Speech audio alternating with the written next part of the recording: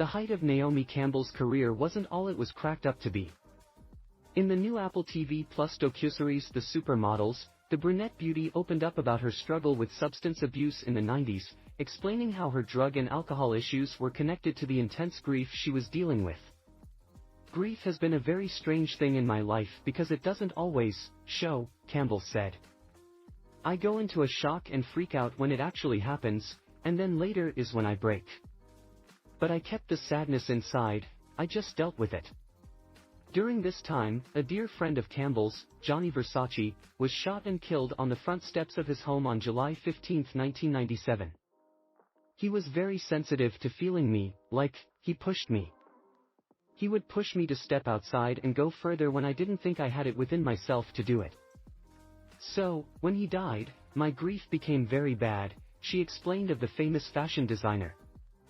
The 53-year-old said she would try to cover up her grief through substance abuse. "Addiction is such a, it's just a big thing, it really is," she added. "You think, oh, it's going to heal that wound. It doesn't. It can cause such huge fear and anxiety. So I got really angry," the mother of two explained. Campbell checked into a rehab facility in 1999 after she collapsed at a photo shoot due to her 5-year cocaine addiction. "When you try to cover something up, your feelings. I tried to cover that with something. You can't cover it. I was killing myself. It was very hurtful," she stated. The model also faced abandonment issues throughout her childhood, which she attributed as a cause for her addiction. "It does still come up sometimes. But I just now have the tools to deal with it now when it comes up," Campbell said. "I have to think of something outside of myself, something greater than myself."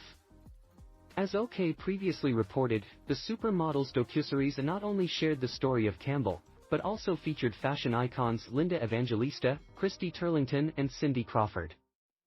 Like Campbell, Evangelista also had a largely touching chat regarding the body modifications she has undergone to appear younger. "It was such an emotional interview. She was saying she deserved it and I was like, no, you don't deserve this. But it was what she felt. She was just so honest about it," director Roger Ross Williams said of speaking with the 58-year-old. "It was like an emotional interview from beginning to end, we were crying all the time. I'm surprised we even got anything," Williams added.